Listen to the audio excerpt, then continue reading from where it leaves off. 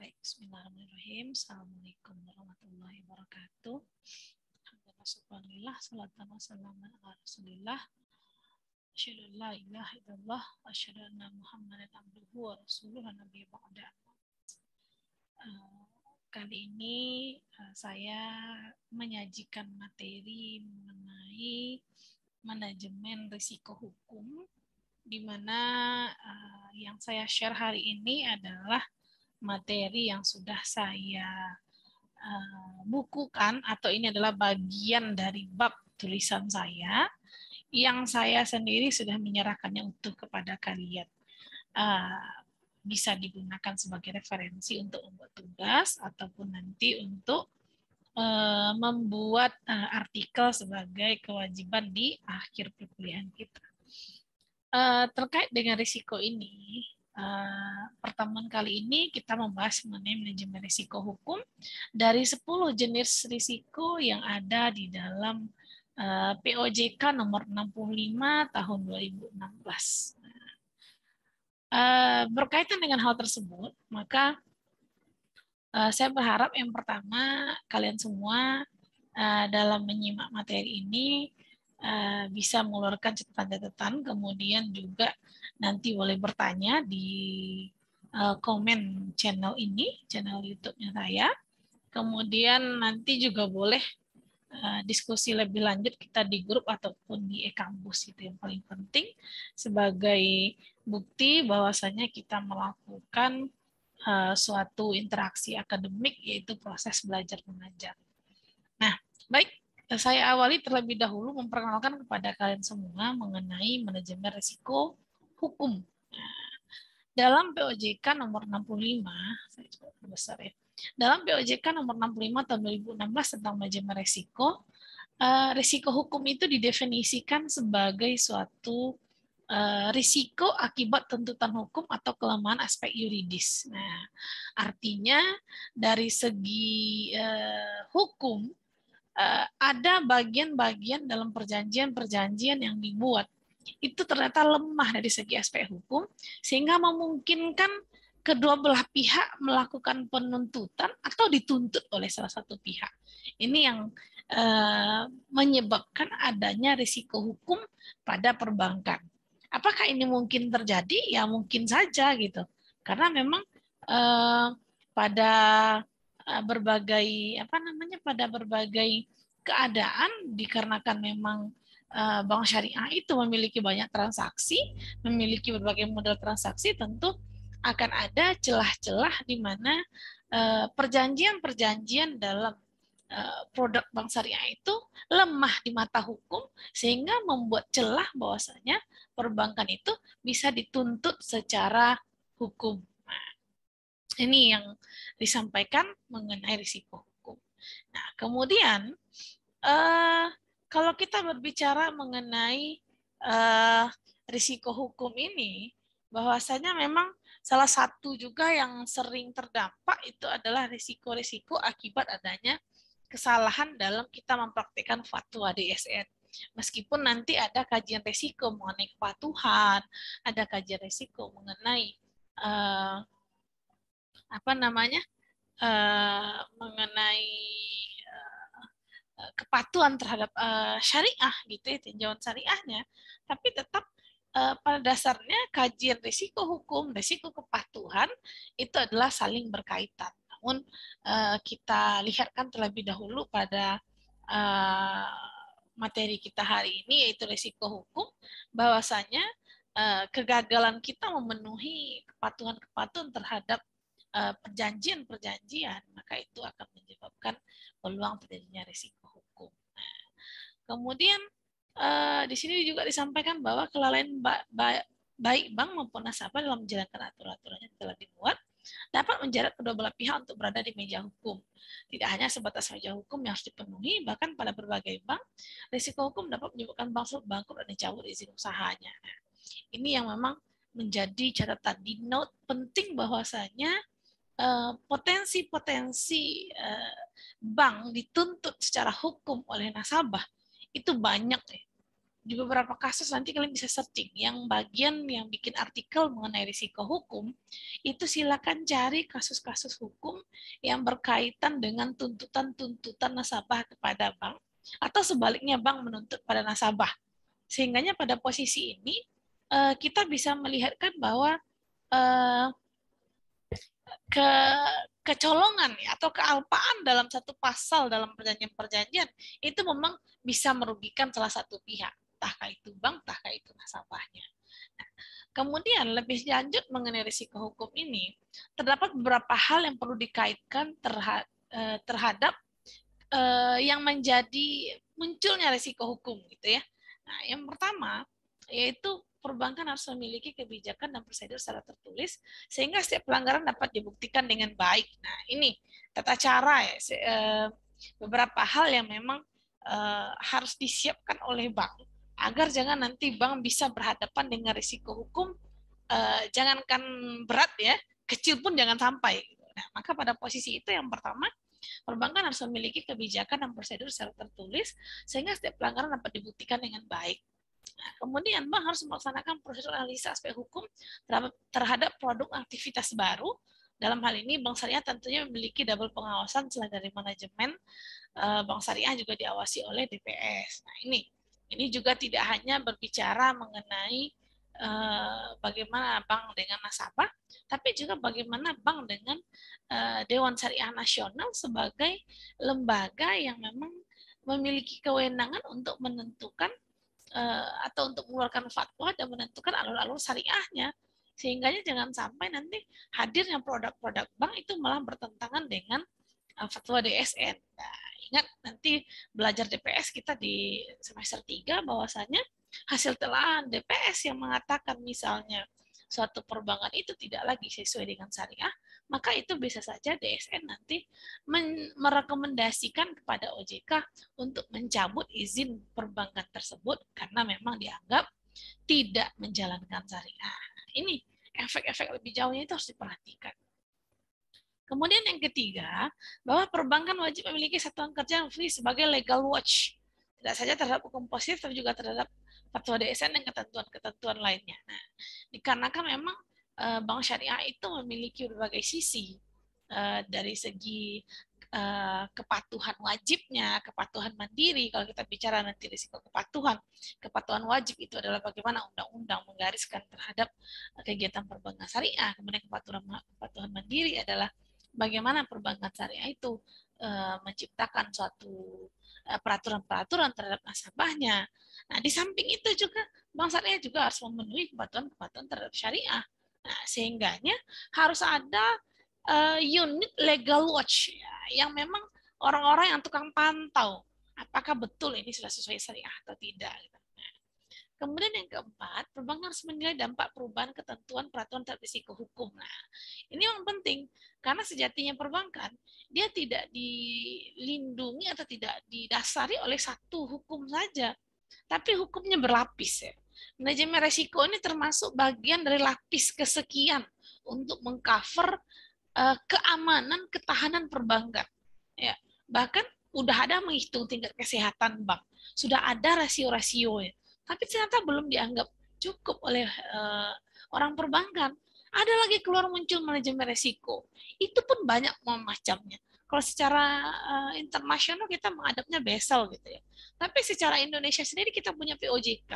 Lebih jauh daripada itu, ISO 9000, ISO 31000/2018 itu berbicara juga mengenai manajemen risiko. Jadi perlindungan bank itu cukup berlapis, sehingganya memang kita berharap tidak ada celah untuk bank dituntut secara hukum oleh nasabah atau sebaliknya bank menuntut nasabah secara hukum. Ini yang perlu menjadi catatan penting. Ya. Kemudian perbankan harus menerapkan sanksi secara konsen dengan tidak membedakan nasabah. Ini yang paling penting. Jangan ada diskriminasi nasabah ya. Meskipun dia nasabahnya nasabah prima atau nasabah priority, di satu lagi nasabah biasa, maka diharapkan memang bank itu tidak pilih kasih. Karena kenapa? Jualnya jasa. Memang dalam kajian manajemen risiko, apalagi kalau kita bicara risiko reputasi, sejauh apa sih perbankan itu bisa dikatakan terdampak risiko reputasi gitu ya. Apakah satu orang yang biasa-biasa saja ketika ngomong bank itu jelek dia akan berpengaruh gitu, atau memang satu orang yang luar biasa itu bisa mempengaruhi perubahan bank gitu. Kita nggak contoh jauh-jauh, saya sudah juga sebutkan di pertemuan-pertemuan kita sebelumnya. Contoh sederhananya, kasus yang booming di pertengahan tahun ini adalah Ronaldo menyingkirkan 2 buah botol Coca-Cola yang ada di meja conference-nya. Dan kalian tahu kalau bisa searching sendiri bahwasanya keadaan itu ternyata merugikan Coca-Cola sebanyak 57 triliun. Ini kan luar biasa.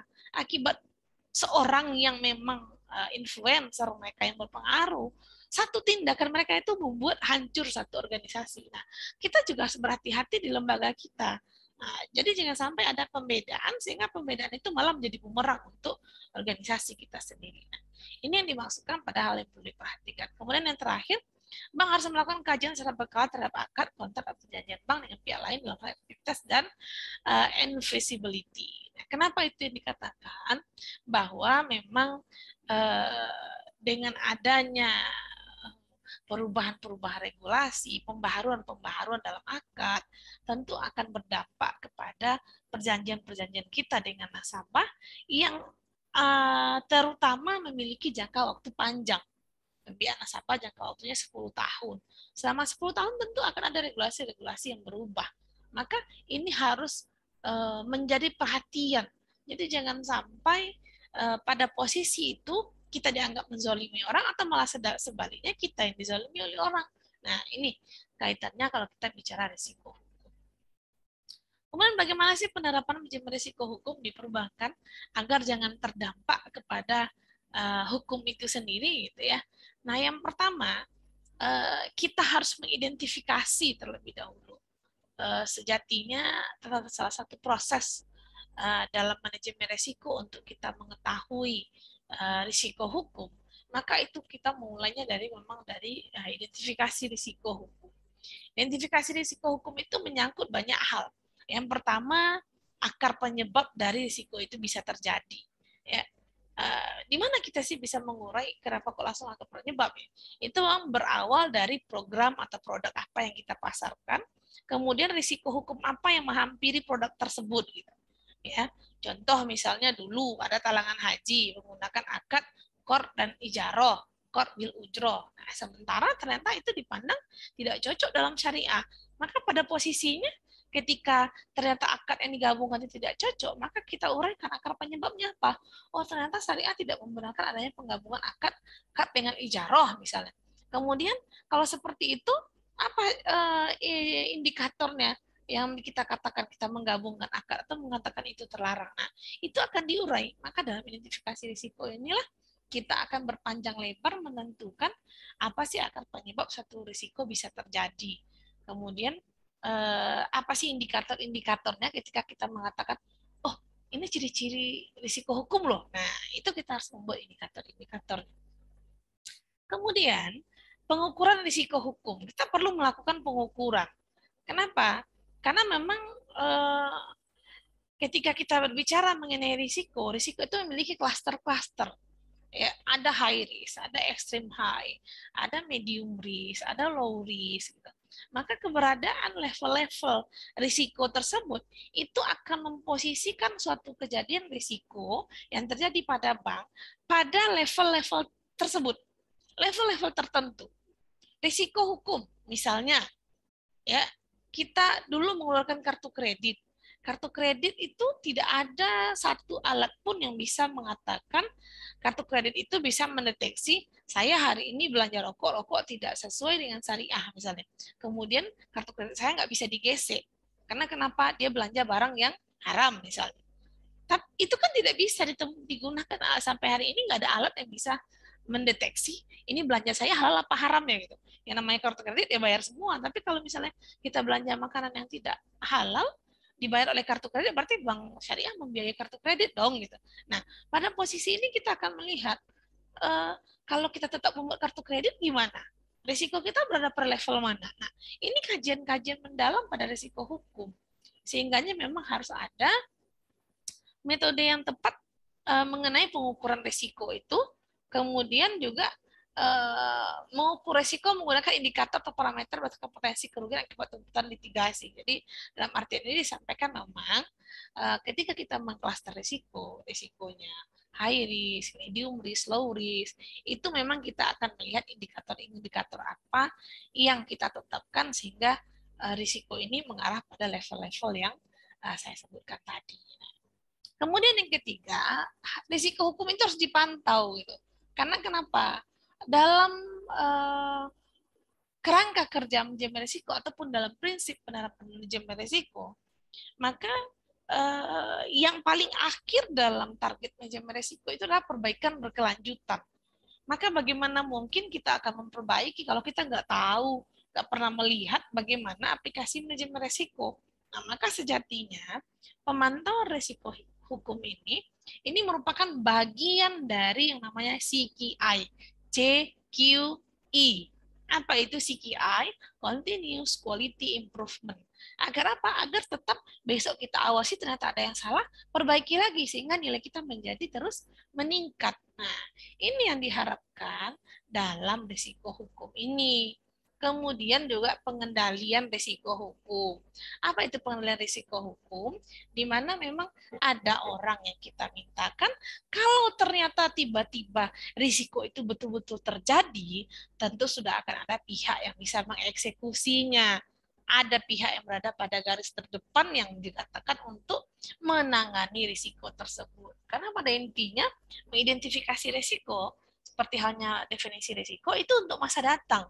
Sehingga masa datang belum ada yang bisa menentukan bagaimana keadaan masa datang. Tapi pada prinsipnya manajemen risiko membuat kita siap menghadapi kondisi tersebut.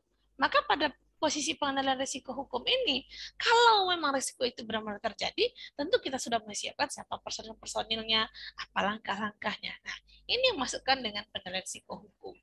Kemudian berikutnya adalah sistem informasi manajemen risiko hukum. Nah, ini kita harus menyiapkan sistem informasi yang memadai. Agar apa? Agar ketika kita melakukan pemantauan, itu tidak berdasarkan pertama subjektivitas, tapi memang itu sudah objektivitas, bisa saja menggunakan program-program tertentu. Sehingga dengan adanya sistem informasi yang akurat, apalagi dalam sistem informasi manajemen risiko itu bisa digunakan atau bisa istilahnya bisa di cluster-cluster sesuai dengan statusnya. Ini dia pimpinan, dia adalah third line of defense, ini dia second line of defense, ini dia first line of defense. Sehingga kalau itu sudah terjadi tentu akan mudah bagi kita mengawasi jalannya aturan manajemen risiko itu di organisasi kita. Nah, ini 5 hal inilah yang kita harapkan nanti bisa menjadi bagian yang mengontrol hadirnya risiko hukum pada organisasi perbankan ini. Kemudian kalau kita lihat dalam kegiatan-kegiatan perusahaan, dalam kegiatan-kegiatan perbankan, maka sejatinya memang risiko hukum itu akan hadir dia pada seluruh produk organisasi, produk perbankan. Oleh karena itu, aktivitas perusahaan itu, si perbankan itu dapat dibagi ke dalam beberapa bagian. Apa saja itu? Yang pertama, pemberian kredit. Nah, pemberian kredit tentu akan ada risiko hukum yang melekat ke dalamnya, karena kita tanda tangani berbagai macam kontrak. Bisa saja ketika kita cairkan pembiayaan, nasabahnya bawa kabur duitnya, bukan diusahakan. Berhadapan dengan hukum? Iya, pasti berhadapan dengan hukum. Kemudian yang kedua, penerapan aturan-aturan standar operasional prosedur, kemudian ada PPP, ada SK, dan ada SI, direksi ya. Jadi ini bagian dari istilah-istilah yang memang harus kalian pahami ya. SOP, BPP, SK, dan SI, direksi ya. Nah, ini yang tidak sesuai dapat berdampak pada risiko hukum. Jadi bisa saja pada aturan-aturan tertentu, misalnya contoh sederhana, kalau kita bawakan konvensional, misalnya bunga bank itu cuma 3% untuk deposito. Tapi karena bank kita kurang dana, ada yang menginvestasi dana, dia minta, saya maunya 70%, 7 misalnya 7%. Nah, kemudian dengan mengingat kita butuh uang, pimpinan langsung saja mengokekan. Nah, pada posisi ini tentu ini akan berdampak ketika ada pemeriksaan, ketika banknya kolab. Nah, ini tentu akan memberikan dampak yang cenderung bagi saya itu merugikan nasabah.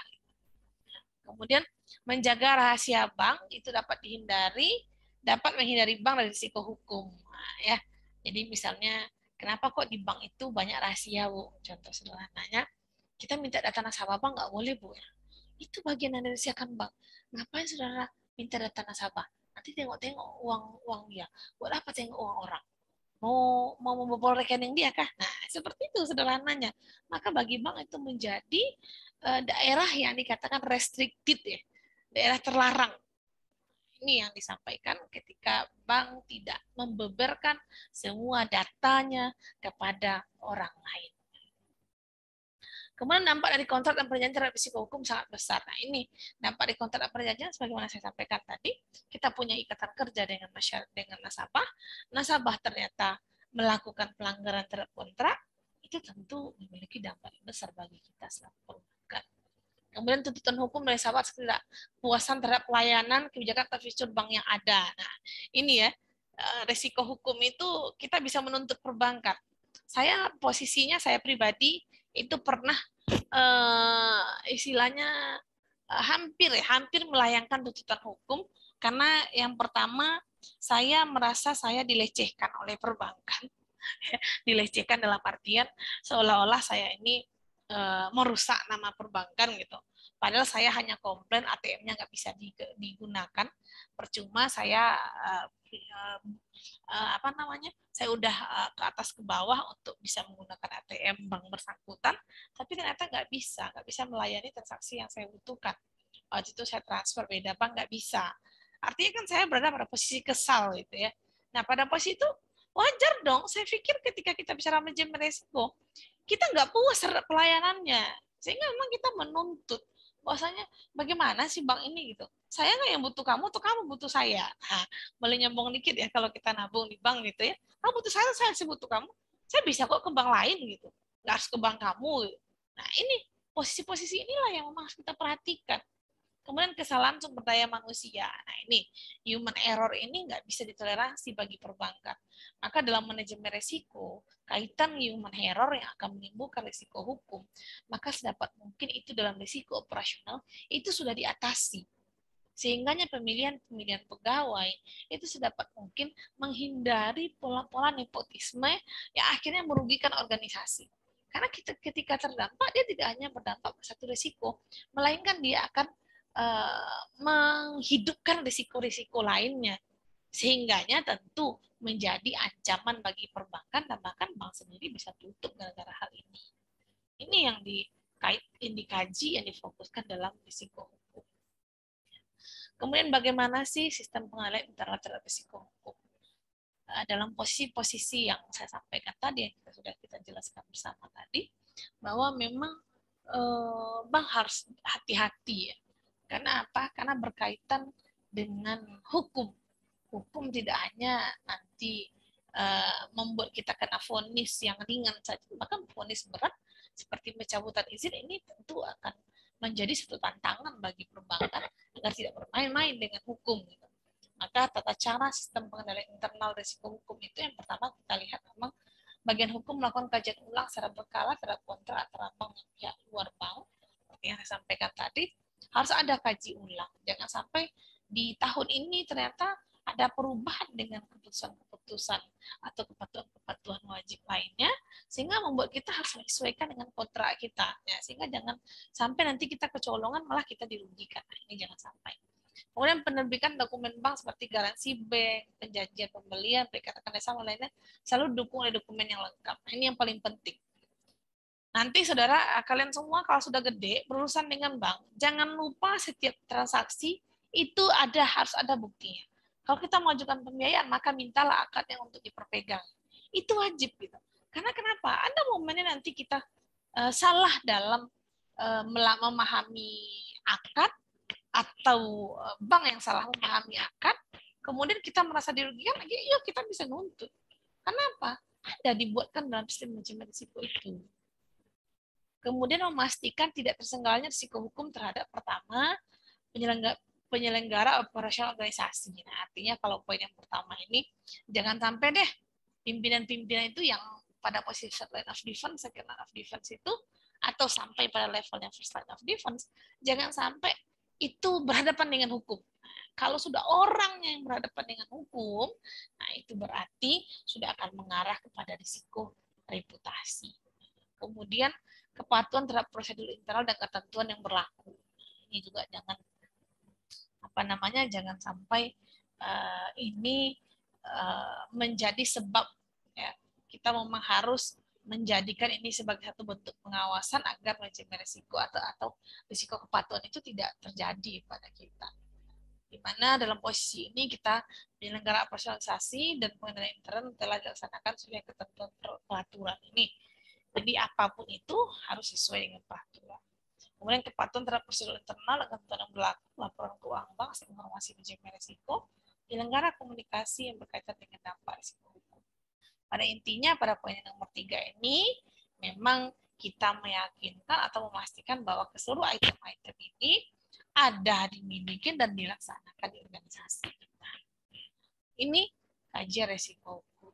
Kemudian kalau kita kembangkan lebih jauh, strategi risiko hukum itu ada 3 faktor yang menjadi fokusnya. Yang pertama adalah faktor litigasi. Nah, ini bahasa hukum sekali ini. Jadi saya berharap kalian nanti paham ya. Apa sih faktor litigasi? Ya, faktor litigasi di mana memang posisi keadaan secara hukum yang membuat nasabah itu berhadapan dengan hukum. Pada posisinya kalau kita lihat secara langkah-langkahnya bahwasanya pengadilan dapat lakukan yang pertama pendampingan hukum, pemberian pendapat hukum. Nah, ini artinya ketika bicara penanganan sengketa dalam litigasi adalah yang pertama penanganan hukum, penanganan litigasi atau beracara di pengadilan gitu ya. Beracara di luar pengadilan. Nah, ini adalah langkah-langkah yang bisa kita lakukan kalau ingin kita berhadapan dengan hukum untuk membandingkan atau untuk menentang aturan-aturan perbankan yang memberatkan misalnya ya. Jadi itu litigasi maksudnya memang kita berada di mata hukum, masuk ke ranah hukum.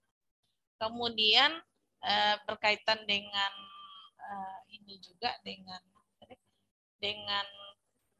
fokus 3 hal terhadap risiko hukum tadi. Yang kedua adalah faktor kelemahan. Bahwasanya memang ada celah-celah yang membuat kita itu akan terdampak pada hukum. Misalnya pada tahap pratransaksi, ya kita tidak memiliki aturan-aturan yang jelas, format yang terstandar, apa segala macam, tentu itu akan menghadapkan kita pada risiko hukum.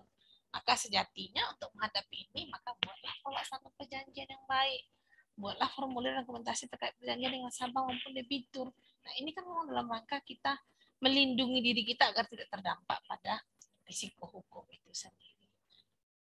Kemudian, apa sih tahap pasca transaksi? Setelah selesai transaksi, apakah kita sudah bisa katakan kita lepas risiko hukum? Tentu tidak. Sehingganya kita secara lembaga harus terus melakukan pengawasan dengan cara kita mereview, ya, mereview kemudian melakukan pembaharuan terkait dengan kekinian dari hukum-hukum yang kita libatkan dalam suatu produk pembiayaan atau produk perbankan, sehingganya nanti dia ketika dituntut dia tidak cacat secara hukum karena memang kita mempengaruhinya. Kemudian juga tidak ada pihak yang dirugikan dengan adanya penyesuaian hukum ini.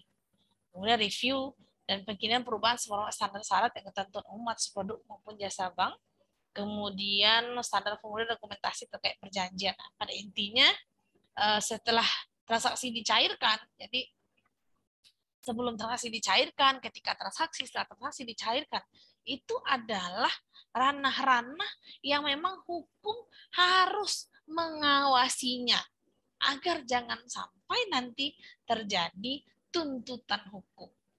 Sebelum realisasi pembiayaan, tentu ada analisis pembiayaan. Nanti kita bicara juga, kita sudah bicara risikonya, risiko pembiayaan, risiko kredit, risiko pembiayaan gitu ya. Tentu ini akan dianalisis dulu. Jadi jangan sampai nanti kita salah menafsirkan orang, malah image-nya buruk yang terbangun gara-gara kita. Nah, ini kan bisa saja kita dituntut secara hukum. Kemudian setelah kita bertransaksi, saat bertransaksi jangan lupa juga seluruh dokumen-dokumen itu disiapkan. Nah, setelah bertransaksi juga harus dilakukan pemantauan atau review. Inilah kerjanya tim legal dalam satu lembaga ya. Kalau hari ini saya katakan legal itu juga sudah dieksekusi oleh yang namanya kepatuhan gitu, atau compliant, sehingga di berbagai lembaga itu memuat mengenai WBS, whistleblowing system, yang berkaitan dengan layanan pengaduan oleh masyarakat umum atau siapa saja yang terbuka terkait dengan keberadaan organisasi serta keberlangsungan organisasi. Ini maksudnya. Kemudian faktor ketiadaan atau perubahan peraturan perundang-undangan. Nah, ini yang juga sering menjadi dilema sih gitu ya, dilema dalam artian kita baru menjalankan ini tiba-tiba aturan undang-undangnya berubah lagi ya, dan itu tidak sekali dua kali. Kalau kalian mengikuti beberapa peraturan OJK, baru 1 tahun keluar, tahun depannya dirubah lagi ya. Ini tentu membingungkan, memusingkan kita yang harus mengikuti seluruh aturan hukum. Nah, maka oleh karena itu kita berharap jangan sampai ini mendatangkan risiko hukum bagi organisasi kita atau bagi khususnya bagi perbankan. Kemudian untuk melakukan pemantauan, maka kita berharap yang pertama kita berbicara mengukur risiko yang saya sampaikan tadi. Ini kalau risiko itu terjadi, risikonya di mana ya? High risk kah? Medium risk kah? Atau low risk kah? Kita harus melihat. Sehingga setelah adanya pengukuran yang pasti, itu pemantauan mudah dilakukan, dalam artian kita bisa melihat risiko-risiko tersebut, pada konteks risiko tersebut bergeraknya kemana. Bergeraknya akan semakin menanjak risikonya atau malah sudah semakin menurun risikonya. Kemudian pemantauan dan pelaporan profil risiko hukum inheren dan kualitas penerapan manajemen risiko. Artinya memang pada posisi ini apapun risikonya itu harus ada reportingnya. Reporting dalam artian setelah dianalisis, dievaluasi, kita akan melakukan reporting terhadap penerapan manajemen risiko tersebut. Itu membantu organisasi apa tidak. Aspek-aspek yang dikemukakan dalam manajemen risiko itu sudah sesuai apa belum. Ini kaitannya secara jelas kita berbicara mengenai manajemen risiko hukum. Nah, tentunya akan ada banyak pertanyaan berkaitan dengan risiko hukum ini, dan silakan nanti sampaikan di kolom chat atau kita lanjutkan diskusinya di WA grup kita. Nah, mungkin ini dulu dari saya terkait dengan penjelasan materi kita.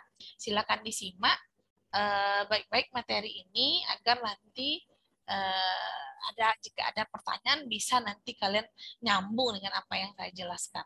Jangan buat pertanyaan tanpa mendengarkan penjelasan saya terlebih dahulu. Ini yang saya harapkan.